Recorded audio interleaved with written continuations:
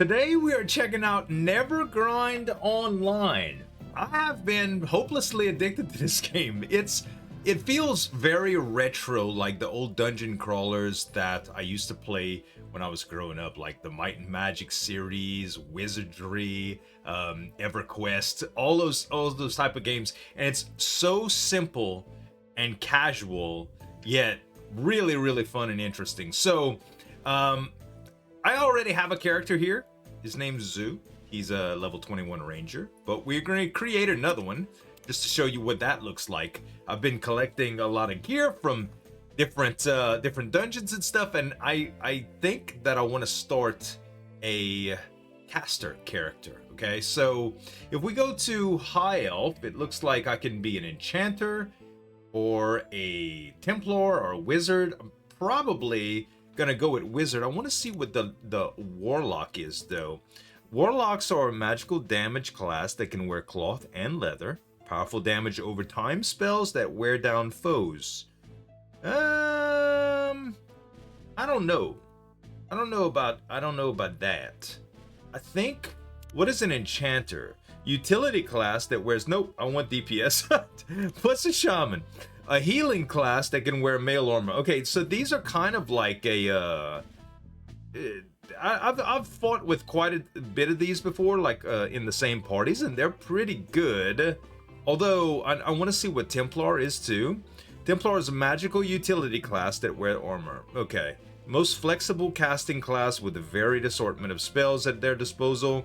Their ability to heal, along with powerful buffs and debuffs, make them exceptionally flexible party members. Wizards, on the other hand, are magical damage class that can wear cloth and leather, lacking blood or poison magic. They instead focus on elemental and arcane power. Wizards have a powerful, diverse arsenal of spells at their disposal that make quick work of their prey. That's what I want. Now, I'm already playing like a ranger class that is very, very, very DPS focused. But I think I want to... So, do I go with... What is a seraph? Halflings from the remote island of Wexen City. So, let me look at their stats real quick. Intelligence 27. Boost maximum spirit and power of conjuration spells. Evocation spells. I don't know which I need. I think... Evocation and Conjuration. If I go with a High Elf, 24 and 23. Half Elf. Oh, these are much more dexterity and agility focused. Gnomes, 25 intelligence. Extensive tinkering and scientific experimentation. They have high lightning resistance and are resistance to silent. That sounds pretty good. What exactly do... I'm already a Necobus, or this is the race of my my ranger, and I like them a lot. High elves regenerate magic faster than any other race. Yeah, we're doing an elf. we're gonna do an elf, okay? So, let's take... Oh man, kind of like the look of that. Let's go with him. I like him. And I am going to name my character Bernie. An old D&D character that I had, okay? We have some points to distribute here. And I don't know which area I'm going to go into as far as intelligence and wisdom go. Let's just go... This is going to be maximum mana and power of evocation spells. Maximum spirit...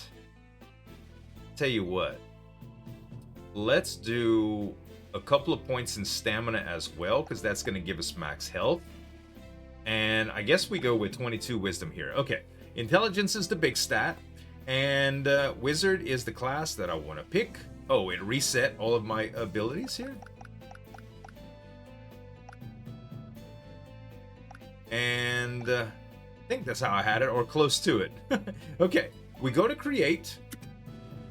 And now we can enter the world. So, you can play in like single player, I believe too. But we're just gonna go online here because The grouping in this game is effortless. It feels a lot like the grouping that used to be in City of Heroes, in the way that you could just kind of join a group, very easy, and just go for it. Okay, so we have a few locations here. We have a guild, which you can create a guild, and that's pretty self-explanatory. A bank where you could store all your stuff, and you can see here that I've been collecting a few things as I go because I don't have any equipment on my character right now. But we can add a few things. So this is going to give me fire spell power, and that gets added to the my inventory here. And let's see what else. Can we use poison spell power? I don't need that. I can use this. This will go into my inventory. I don't have any staves or rings that I can use yet. It looks like everything else that I have is a little bit too powerful for that. Okay, so can we equip these items? Yes, yes, and yes. Okay, cool. I got a couple of starting items, which is nice. Now, you can go and buy items as well. There's the apothecary here that you can buy wizard type items. Most of the items, I've never bought anything from here before, and I've been playing a while. You find so much stuff in the dungeon. I have bought quite a bit of identification scrolls as well as potions. And that's what you'll need to check out all the loot that you pick up. There's an academy here that you can level up your skills, like you can rank up your skills, and you're also going to gain points that you can put in those skills as well. Then there's a blacksmith, mostly plate armor and heavy weapons and stuff for your fighter type classes. There's a merchant where you can gamble like a Diablo style gamble. You can just buy random items that are unidentified, and you never know what they're going to be. But there's also a merchant that you can do this, and you can also upgrade your inventory here. So you can get 4 slots at a time, and it gets more expensive as you go. Same thing with the bank. The bank has some slots that you can upgrade, and this is shared between all your characters. So it's pretty neat. Anyway, the heart and soul of the game is going to the tavern here and selecting a dungeon to go into. So for starters, we're going to go into a dungeon by ourselves, but you can always join dungeons here, and you can create private dungeons as well, or join private dungeons. But let's see, Peon Gog, let's see if anybody's doing this. So it does look like there's one person doing this. You know what? I'm not gonna take you. I'll go down and just join this guy. It's probably gonna be pretty fast anyway. So the Peon Gog, if you complete a mission in a group, it completes your mission for you. You can always revisit those to try to get more loot from it and stuff, like the different types of drops that it has, but it's not necessary. Also, we see here that there's a disband. You can jump out of a party anytime you want. You can leave a dungeon anytime you want. Not mid-battle, I don't think. And if you die, there's really no bad repercussions. It's just like a relaxing game that you can just grind in, okay? So, in a few moments, it should give us the ability to join up with old boy. It takes a little while loading. There we go. And let's see what spells I have here. So I have Mana Shell. Okay, I'll do that. That gives me some buffs. Let's see, it's a little loud, so I'll turn that down a bit. And we also have, it looks like I have a Frost Nova spell. I have a Magic Missile spell. And I also have a Firebolt spell. Firebolt takes a little while to charge. And you can target different enemies just by clicking on them. It's pretty self-explanatory, to tell you the truth. And it tells you all of the stats on the spells. You can also cast spells on your party members. Like I can give him Mana Shell if I want, I think. Yeah, it sure did. Alright, and you can see your buffs at the top that I have Mana Shell. Okay, let's start off with the Ice Nova. Also, you can gain aggro here. If you'll see here this little icon, they're focused on me, this pup, and these two are focused on Fractal. So if I were to do too much damage here, they would probably end up drawing, I'd draw their attention too much and they'd gang up on me. So you gotta kind of watch your aggro. You have all of the stuff that goes in here, and look, victory achieved. We won. So that was the boss room. And the little map that comes up here, you can kind of see where you're navigating to or where you've gone. We picked up some loot. This is just a rare unidentified sword that we had got. I targeted the wrong enemy there. All right, and let me get this out the way. Yeah, and you can play pretty much exclusively with your mouse. It's really, really chill. Okay, so we'll loot that item. Now we got a couple items. You can always click on any of these buttons to go up here, but this is the map. You can look around it, and basically you're looking for the boss room and a treasure room on everything. We already went to the boss room. So now I'm going to just use Frost Nova, and I'm going to target this Orc Pawn. There we go, and you can see he has all the aggro now. He has all the aggro of everybody now, so I can focus down one unit at a time. Now, you can get some absolutely crazy party members going on here. I think you can have up to 5 party members, and it gets kind of wild, man. It gets kind of wild. So you can also tell that I have my health bar here, my mana bar here, and this is my spirit bar. Some things take different resources. Like some take just mana and some take spirit. Like mana shell costs spirit. Most buff spells do. And then these cost mana naturally. Alright.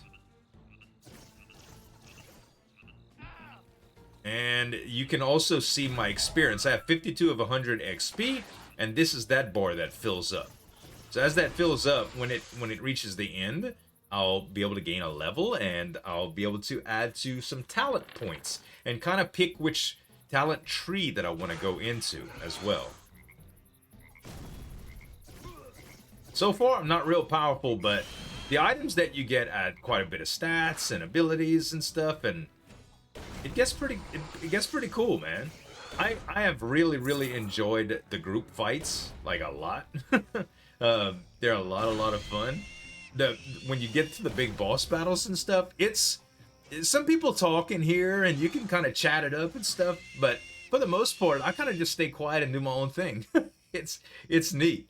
I saw this being played on a channel that I watch that does a lot of roguelike content. His name's Idle Cub, and I really like his channel, but he showcased this game the other day, and I was like, oh my god, that looks so old school. I love it.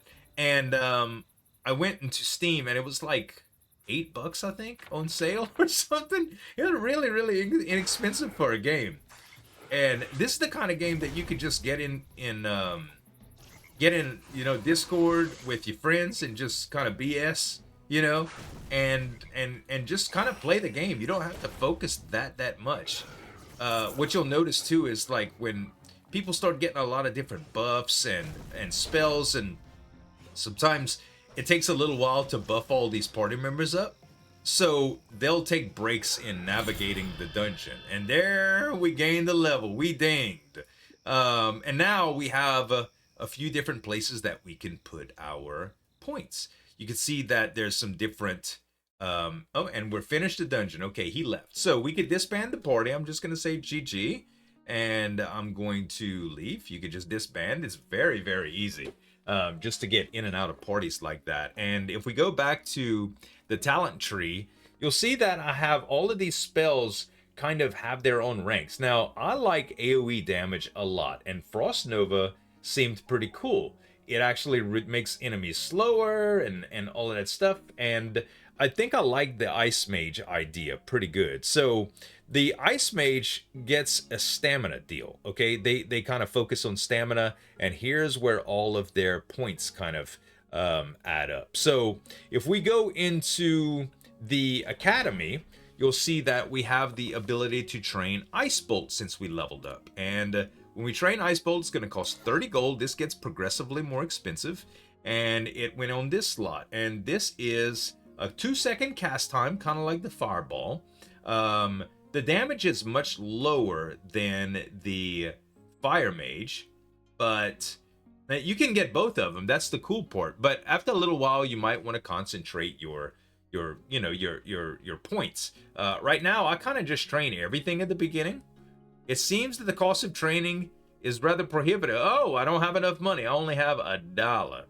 Which is a problem because I need at least 10 to identify stuff.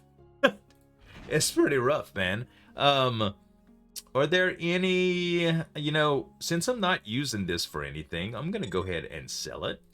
let's go to the apothecary, and we can sell this for 32. Okay, so we sold that, and now we'll get a couple of identification scrolls. And identification scrolls cost 10 apiece, but they increase the value of stuff quite a bit. You know, they can see what it is, all right? So this one's worth 18, and this one's worth 34. This one was kind of a wash, but I can wear it. It gives me 2 wisdom and some armor. And this one I can't do anything with, just because it's a one-handed melee weapon, and I need proficiency in one-handed slash. So I'm gonna go ahead and sell this, but I have 47 bucks now. I could buy some potions or some identification scrolls, but I think we'll save that for another time. And I'm not really sure if I'm gonna go with the Frost Mage build or not, or the Pyromancer. I'm gonna kind of investigate that. But what I will show you is we're gonna go ahead and camp and log out, and I'll show you some high level stuff. So I'll toggle to my ranger and go to zoo. It happens to be raining in town right now. So I don't have I have a lot of stuff that is already very, very good gear in this, and you can get set bonuses kind of like you can in Diablo, uniques, legendaries. I haven't never gotten a legendary, but and I'll show you what it's like to navigate a dungeon here. So we'll go to the tavern, and you can see here that if I go to, this is like the second area, I have a few things that need to get done. This Soothsayer Bilge seems pretty easy. I am level 21, so this is gonna be like borderline super easy, but it'll show you what it's supposed to look like. And you can see here, you can enter a password to create like a private game, and these are the type of rewards that will drop in this dungeon. Okay, so I'm just gonna put some I'm just gonna put a password in here, so you don't have to worry about that. We don't have to worry about anybody joining, just to so I can take my time and not worry about that. And then you just click on embark, because the people are, it's real time. The people are just kind of waiting on you if you're not navigating in the dungeon while you're explaining stuff. For instance, it's not necessarily good for commentary unless you are you know, unless people know what you're talking about. So you can navigate the map just by clicking on either one of these locations, and I can go back here just by pressing back if I don't feel like going down that hallway. And there's another hallway that's waiting too. So we're gonna go ahead and just go down here, and we can attack these guys. So let's use a couple of buffs. I use the Spirit of Hunter, which gives me some attack power and some haste. I also use Shimmering Orb, which gives me some immunity silence as well as some protection. And I can cast Regen on myself as well, and it'll show me that I'm healing my wounds here. Now let's go into a battle. So I can target any of these. You see the gray? They're very, very weak. Like extremely weak. So I don't really have to worry about that. And I typically have a few different patterns of spells that I use, and I'll kind of explain those. When you start getting into the rhythm of things, and you realize that, oh, okay, if I do this first, it kind of amplifies my damage or makes my defense better, and all sorts of stuff. So we got a Furline Rare Cloak, nice. We don't have any ID scrolls. I can always take ID scrolls with me, but I usually never do, because it's, you know, a lot of the items that you're just going to get rid of later without worrying anyway, and they don't cost that much. So to save inventory room, I kind of just do that. So let's make sure that we are buffed up. Not that we'll need it because these battles are really easy or whatever, but I'm going to go ahead and show you guys what I do. So typically when I'm in a group, I use this Shock Nova to help kind of get a stun. It staggers some targets and it hits everything. But typically I go with Burning Embers, which reduces targets' armor while active. And I'll also do this Suppressing Volley that makes it reduces my threat and debuffs target hit chance. And then I kind of just go at it. You know, if there's a bunch of enemies, I use the Spread Shot, which is one of the abilities that I have most of my points in. You can see here that I have 8 points in Spread Shot. I really like the Burning Embers and Fairy Flame too. They do a lot of damage. So let's go ahead and get started and see what we got. So we only have 2 characters here, not much to worry about. Let's go ahead and weaken this guy, and we're gonna single target them out. This is a single target spell. This is a single target spell. That was that fairy flame I was talking to you about. And this reduces their armor and is also a single target spell. So when there's only a couple like that, it's not really big. But when you're in groups, the more people you have in your party, the more people are in the actual, the more monsters that you have in your battle. So yeah, it gets pretty crazy pretty fast.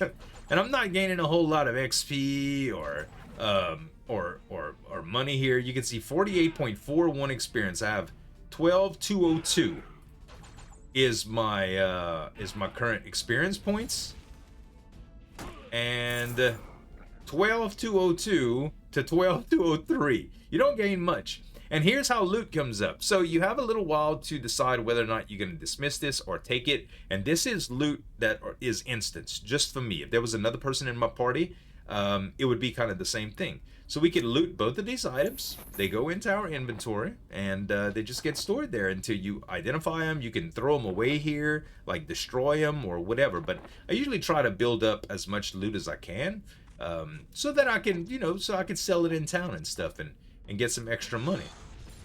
Oh, these guys are dead. Like big time.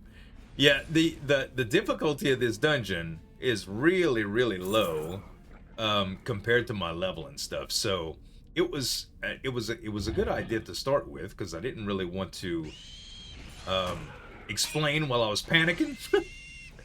Like I said, death does not have a really big deal. It's like there's not much to it, But maybe we'll get lucky and find the boss pretty quick, just to show you guys what that kind of looks like. And the boss fights are just, some of them are pretty impressive looking. Like there was one that we went into that was like a dragon. This one may be it, actually.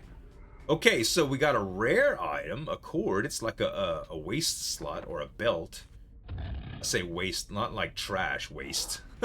like a belt, like that goes around your waist, like close to your hips. Alright, we'll use some Shock Nova to stagger them, and then we'll just kind of single target them out. Beautiful. And we just got an ID scroll. So you could use this anytime, in town, whatever. You right click to use it, and then you target any one of your deals. And let's go with the Fur-lined Cloak. So the Fur-lined Cloak, 7 armor, proficiency, cloth. It's probably not nearly as good as what we have. No, this is 2 armor, but look at all the stats that you get. Evocation and spirit regen is pretty good, as well as the amount of spirit that I get. Ice spell power. All of this kind of goes on to another type of class that would be better. But I still like the cape better than something like this, because I don't get anything from arcane and charisma either. Okay, so this is the last deal of the room. So we just go back down the hall, back where we came from, and we go to this side, and we have an orc. I'm gonna go ahead and rebuff myself too. I should have done that in the hallway. You can always cast your buff spells in the halls, like your heals and stuff too. Like this fungal growth, I can cast it right now, and I can get my regen on, Alright, let's see what we got in this room. Man, I'm starting to do some pretty crazy damage. Pretty crazy damage with some of these abilities. Okay, and now, let's go down first. We'll go down. Giant rats. These things look pretty creepy. I actually dig the art style. A lot of people gonna look at this game and say, "Oh man, this looks like 1993 DOS based games," and it kind of does. But that's that's what I like about it. And I don't remember, because I didn't play a whole lot of EverQuest 1. I played a lot of EverQuest 2. But people are saying that the sound effects are straight out of EQ1, which I thought was pretty cool. It gives a lot of people nostalgia, And I know what that's all about, because, like, still to this day, I hear sound effects in movies and stuff, like the doors opening. A lot of these movies that have a door opening sound, they use the same sound as Heroes of, I'm sorry, Might and Magic, the old Might and Magic games, like Might and Magic 9 had such a distinct door opening sound, and some of the animal sounds from Ultima Online I hear all the time, like sheep and and cows and horses. Like they use those sounds in other places, and it's so nostalgic when I hear it. I'm like, bruh, that is the Ultima Online sheep sound, you know? So I'm stunned. This is what happens when you kind of get a debuff.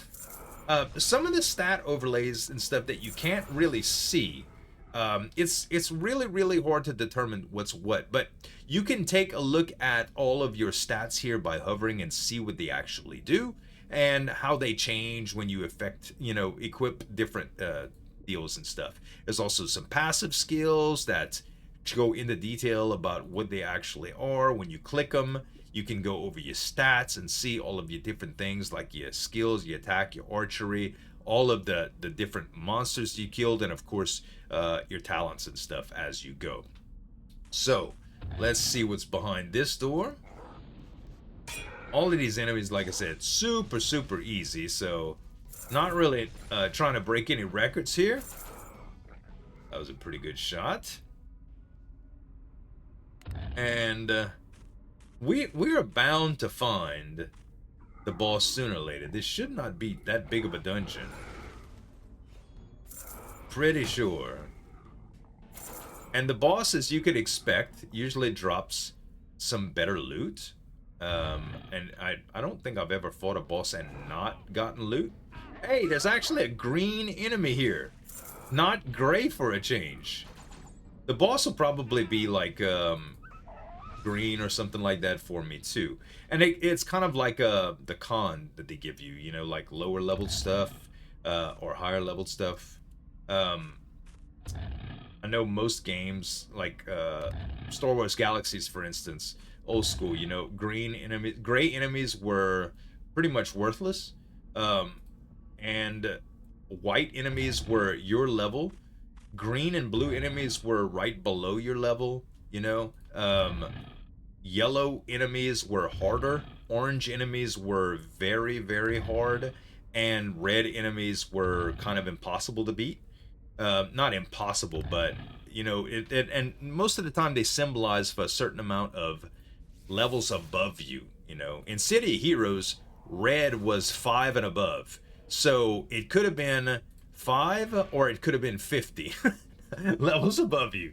All you know is you got to be extremely careful with reds. Everything else, like oranges, usually, unless you were kind of buffed up or built out for a certain type of fighting style, getting into a group fight with multiple orange enemies was very difficult to defeat. Sometimes you could defeat multiple yellows, you know, especially if you were like kiting or doing things that kind of mitigated your damage, you know, or the damage that you would take.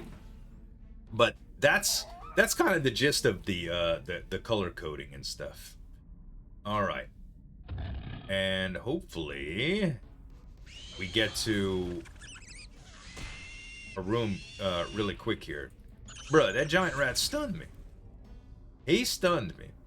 You could get protection from stun and stuff like that too. Like some of the armor pieces have some resistances to all of these status ailments and elements and stuff like that, in addition to stat bonuses, you know? So, all in all, like I said, it's a pretty addicting game, and if I was in a party here like y'all saw earlier, all you have to do is just click spells. You can even just use your number keys. You don't even have to use your mouse, or you could use your mouse only. Like, I use my mouse to do my skills here, just because it's easier than to worry about using the numbers. Numbers are far apart, man. I don't know if the number pad works. Let's see. No. So let me hit num lock here. No. So numpad does not work. You have to hit your number keys up top. You could probably change those keys too. I never really looked at the customization options, but I'm sure you can. Like if you had an MMO mouse with you know, the 9-button deals on the side, you could probably set all of that up. It's been so long since I really hardcore played an MMO that it really doesn't know. This dungeon is getting pretty big, bruh. Let's go this way. There's also treasure rooms that you could find, and there's shrines as well. The shrines, from what I can tell, either give you a different buffs or they'll reveal different parts of the map. Sometimes you get lucky if you're just trying to go for the loot, but sometimes you just want to grind for the XP, you know? So, still great enemies. Nothing to worry about here. Wow, I just AoE them dudes to death. Okay, here's the boss. Oh, this is oh no, I'm not gonna go here. This I think is like one of those shrines or whatever, but it's basically just a room with a statue that gives you some random buff. Okay, so let's make sure all of our buffs are fresh, because this will go down after a little while. Like I have only 1 minute and 57, but now I have 4 minutes and 59. Nothing that I really have to worry about for these, but you can see here that I do a lot of freaking damage. And hopefully the boss is a little bit of a challenge. Probably won't be, but it kind of shows you what's up. Alright, Soothsayer Bilge. He looks just like all of the other enemies that we've been looking at. So, he's using some stuff on me. Let's go ahead and debuff him. And we're going to debuff him again. And now we can start hammering him. Single target is fine. My spread shot will concentrate fire on one guy after that. And we got Dark Orb and Cobalt leg plates. So yeah, that's the way the dungeons work. And now I will go to this place just because I can. Look, I got an affliction that's killing me too. Let me heal. This affliction kept just doing damage to me, and I can heal right through it. So we'll go through here, and it's not a hard enemy, so I'm not really worried about it. We'll go ahead and kill these guys real quick. An Orc Legionnaire is actually green to me. That's nice. And all of these skills correspond to different talents. Like, this is a cross slash, which is a melee skill. If I go in the Blade Master, you'll see that stamina will, you know, kind of help with this kind of build. And cross slash, you can gain 9.3 damage. Blade Storm, Fungal Growth, all of these are like different things to help you in that tree. And I did just learn everything at first, but now I'm focusing my skills on stuff a little bit more. Oh, that wasn't even a shrine. It was just an empty room. Let me see if it'll give me a treasure chest or something just to show you guys what that looks like, because it's not all that. There's a chest in the middle of the room, and all you gotta do is click on it, and it comes up with a loot menu, just like you've been seeing when monsters drop the loot. Not real incredible, not real flashy, but it's technically it's just loot porn. You know what I mean? It's there's not a whole bunch to the game aside from gearing up, leveling up. There's all sorts of heroics and stuff like that a little later on too, big dungeons. And naturally you want to get gear that is designed to help you party out, you know? By the way, we have an identification scroll that we could use. Did we find anything decent? This is plate, so I can't use it. This is some armor that I can use, so I might as well just show you guys what this is. So I used my identification scroll, and it just gives you some strength and agility. If I right click it, you'll see that the armor that I'm using right now is a little bit better armor wise. This does give you agility, which is nice. I don't know. It's probably, I mean, when you're dealing with small stats like that, really not much to it. And there's another couple rooms I could go to, but I think I've pretty much had enough of this dungeon, and we can always go into something stronger. But we've been going around 35 minutes now, and showing you guys how the game is essentially just what I wanted to do. You could buy some ID scrolls here and ID all of your deals. You see, this is some decent armor for some heavy. So do I have any heavy leg plates or anything? I do. This requires level 14. This requires level 6. If I get a warrior character, they'll be able to use these much sooner. I did want to identify this this coif, because I can actually wear this. 60 armor, 5 strength. I think mine's still better though. Yeah, 66 armor, 8 health, some spirit, some crit. It's decent though. It is decent. I will save it. Let's go ahead and sell this. We'll sell this as well. I don't know what these tomes are. Tangerine wraps, nothing to it. This, nothing really to it. Oh, actually, it's not that bad. Attack speed, ancient tome. Hey, this might be good for my mage character. I haven't really looked into that many weapons from that, but pretty good. So yeah, I'll just put these into storage, and if I decide that it's something that I can use, hey, I'll use it. But yeah, guys, that is Nevergrind Online. I thought it was a really good game. I thought it was really cool, and I wanted to share it with you guys because some of y'all might think it's pretty cool too. And anyway, I hope you guys enjoyed the video. Thanks so much for watching. As always, this is Zueljin signing off. We'll see you next time.